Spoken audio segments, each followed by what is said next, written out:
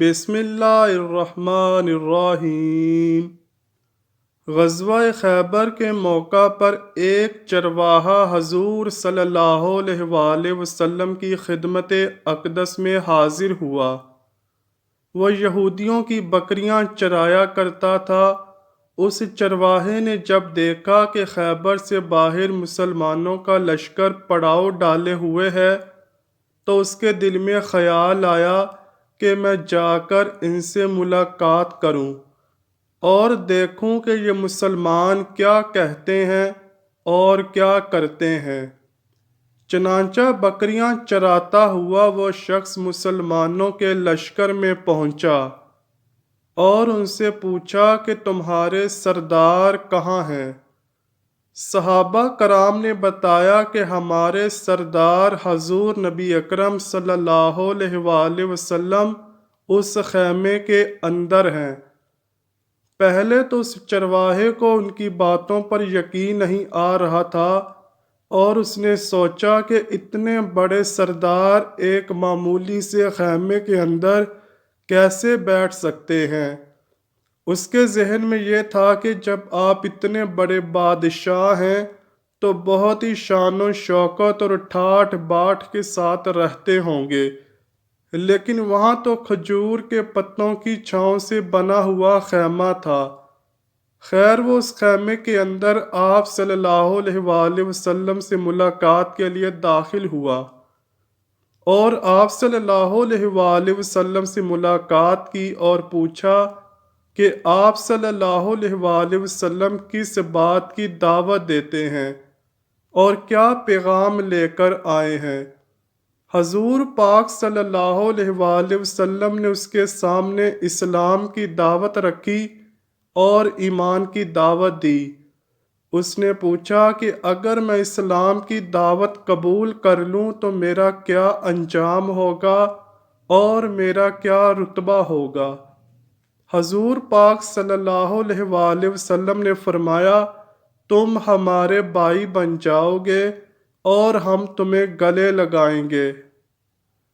چرواہے نے کہا کہ آپ مجھ سے مذاق کر رہے ہیں، میں کہاں اور آپ کہاں؟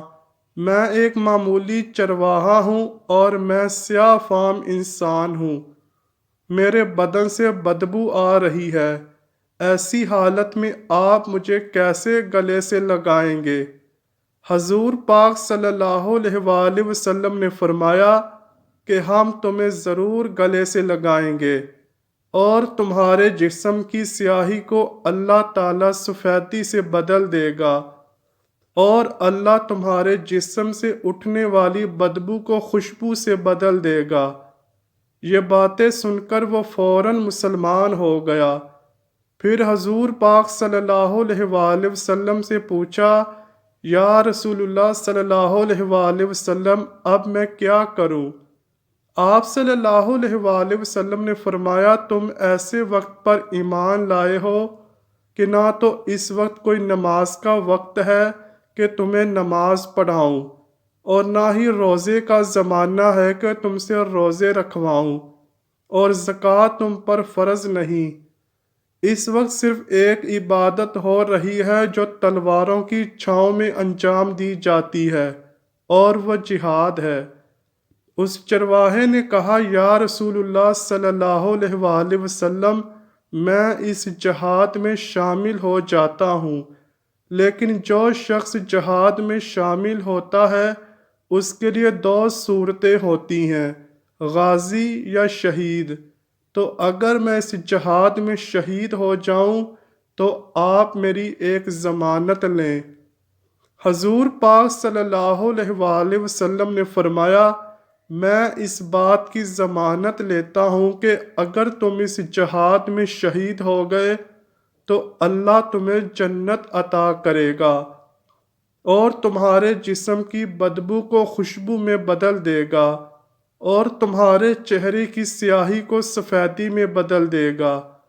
چونکہ وہ چرواہا یہودیوں کی بکریاں چراتا ہوا وہاں پہنچا تھا تو حضور پاک صلی اللہ علیہ وآلہ وسلم نے فرمایا، تم جو بکریاں لے کر آئے ہو ان کو جا کر واپس کرو اس لیے کہ یہ بکریاں تمہارے پاس امانت ہیں۔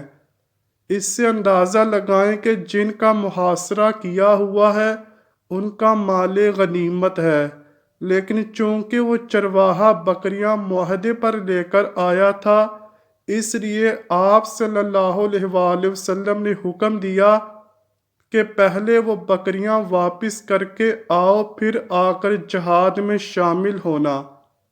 چنانچہ وہ چرواہا بکریاں واپس کرنے کے بعد جہاد میں شامل ہوا اور شہید ہو گیا۔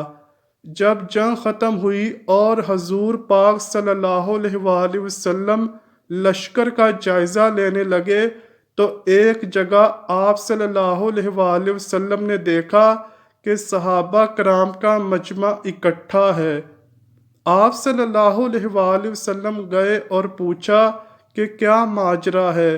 تو صحابہ نے عرض کی کہ جنگ میں جو لوگ شہید ہو گئے ان میں ایک آدمی ایسا بھی ہے جس کو ہم میں سے کوئی نہیں پہچانتا۔ جب آپ صلی اللہ علیہ وآلہ وسلم نے اس کو دیکھا تو فرمایا، تم اس شخص کو نہیں پہچانتے لیکن میں اس شخص کو پہچانتا ہوں۔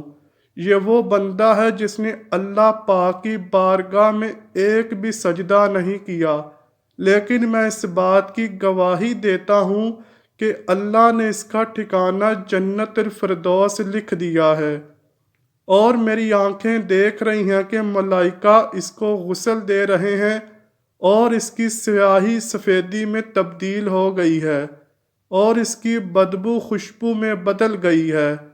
پیارے دوستو، اندازہ کریں اگر کچھ عرصہ پہلے اس چرواہے کو موت آ جاتی تو سیدھا جہنم میں چلا جاتا، اور اب اس حالت میں موت آئی کہ ایمان لا چکا ہے اور سرکار دو عالم صلی اللہ علیہ وآلہ وسلم کا غلام بن چکا ہے۔ دعا کرتے ہیں اللہ پاک حضور پاک صلی اللہ علیہ وآلہ وسلم کے صدقے سے ہمیں دین اسلام پر چلنے کی توفیق عطا فرمائے۔ آمین یا رب العالمین۔